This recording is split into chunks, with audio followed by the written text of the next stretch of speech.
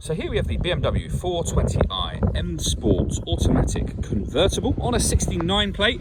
I'm going to start off by showing you around the outside of the car, and then we'll hop in and run through some controls on the inside.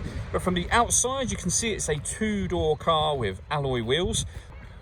Okay, so we're just going to work our way back round to the front of the car, and then we'll hop in and run through some controls on the inside. But now that we've done a full circle of it, you can see it's in excellent condition the whole way round. Just briefly before we climb in, I think it's well worth seeing the interior from this exterior point of view. These seats are leather. As you can see, it's also electronically adjustable with two different memory settings. Besides that, there's plenty to run through by way of controls in this car. So let's hop in and we'll do that right now. Okay, now that we're inside the car, we're going to start with the dials. On the left-hand side, we have the fuel gauge, followed by the speedometer, then the rev counter. In the middle, we have a trip computer, so you can change the information that's displayed there for various different bits of trip computer information. If we back out to the steering wheel, on the left hand side we have cruise control and speed limiter, and on the right hand side we have stereo and phone controls, including voice activation, so you can hit that button, ask it to dial anyone in your contacts list, and it'll do that for you without you having to take your phone from your bag or pocket.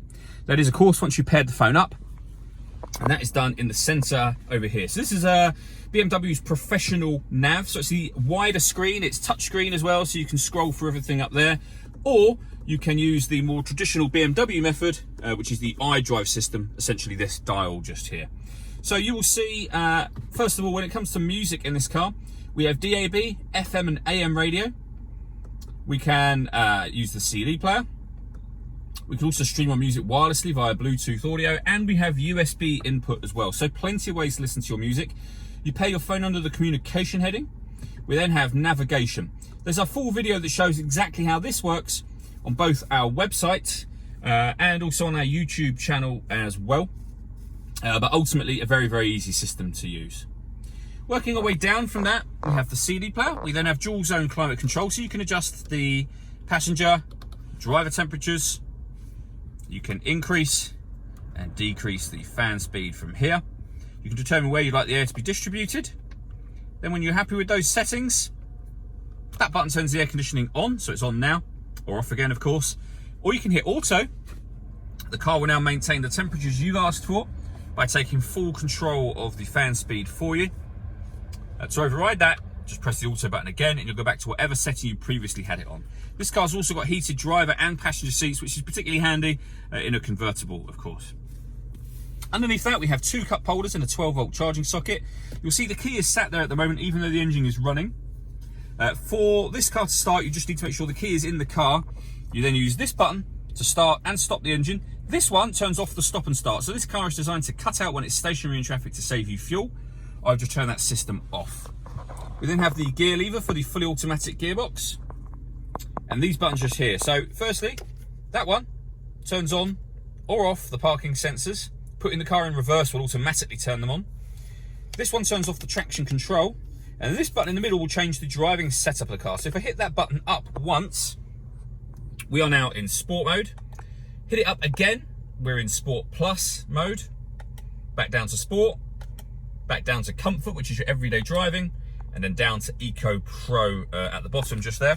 And then finally, we have these controls. So this control operates the roof. Pulling it back will lift the roof back away off of the car if you like to make it a convertible. Pushing the button down will do the opposite of that, and I'll show you that working in just a moment. Before I do so, I just want to show you these two buttons here. So if I press that button and then show you on the passenger seat, you might be able to hear air blowing from there. That is now blowing hot air onto your neck. Again, really handy when you've got the roof down, which is why they locate these buttons together, and you can reduce the amount of air that's blowing. So let me show you the roof working next. The very first thing you need to do to make the roof work is pull this section down. So now this area underneath is safe to put luggage in, but not above, because that's where the roof will go next. Okay, so now what we're going to do is lift up on that button that I showed you just a moment ago, and you will see that the roof will start to go back. Firstly, what happens is all four windows go down simultaneously. So that's the first thing that happens. The roof will then fold away into the boot, which is what it's doing now. And when it's done, the car will make a noise to let you know that the operation is finished. And there you go. Easy as that. All that leaves me to say is thank you for taking the time to watch this video. If you'd like to come and see the car in person and have a test drive, please feel free to call any of our MJA sites. We'd love to hear from you soon.